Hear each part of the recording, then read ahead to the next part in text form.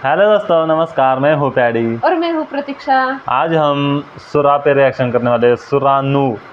तो उर्दू ट्रांसलेशन में वीडियो होने वाला है, छोटा सा है। हमारे साथ देखिए और चैनल पे नए हो तो सब्सक्राइब कीजिए। तो चलो वीडियो पहले देखते। शुरू अल्लाह का नाम लेकर जो बड़ा मेहरबान निहायत रहम वाला है।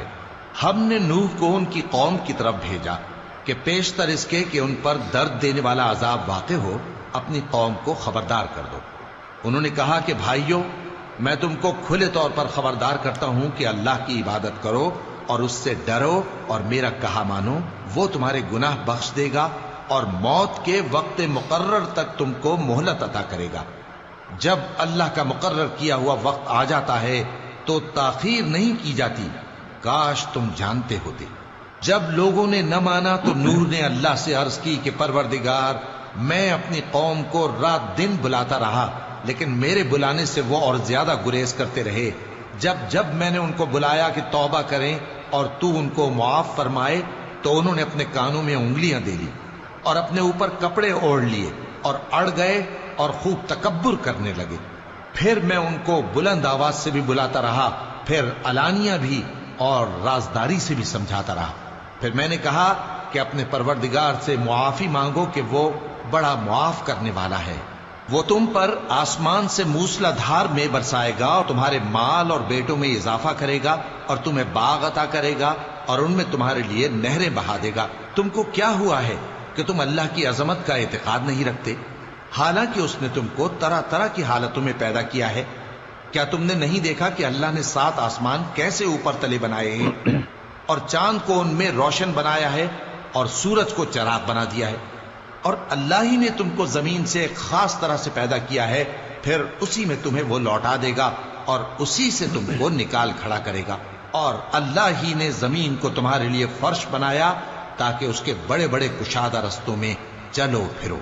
आखिर में नूह ने अर्ज की कि मेरे परवरदिगार, ये लोग मेरे कहने पर नहीं चले और ऐसों के ताबे हुए हैं जिनको इनके माल और औलाद ने नुकसान के सिवा कुछ फायदा न दिया।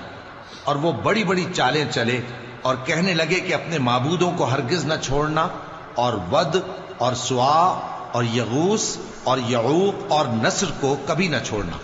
और ए परवरदिगार, इन्होंने बहुत लोगों को गुमराह कर दिया है और तू इन जालिमों को और ज्यादा गुमराह कर दे। आखिर वो अपने गुनाहों के सबब पहले गरकाब कर दिए गए, फिर आग में डाल दिए गए, तो उन्होंने अल्लाह के सिवा किसी को अपना मददगार न पाया।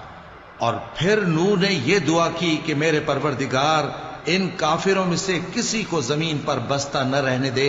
अगर तू इनको रहने देगा तो ये तेरे बंदों को गुमराह करेंगे और इनसे जो औलाद होगी वो भी बदकार और नाशुक्री होगी।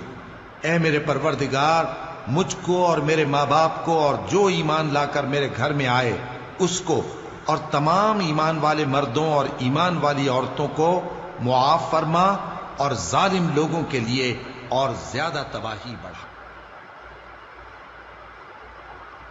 सो गाइस, आज ये था आज का सूरा नूह। और जो यहाँ पे सब कुछ है जो अल्लाह ने ही बनाया है, ये धरती और ये आसमान और चांद सूरज सभी, तो हमें अल्लाह की इबादत करनी चाहिए, ईमान लाना चाहिए। तो सूरा मतलब ये नूह ने बताया अल्लाह को, अपने परवरदिगार को, कि जो क्या बोलते कि जो अल्लाह की इबादत नहीं करते, काफिर लोग हैं, उनको इस धरती पर मत रहने देना।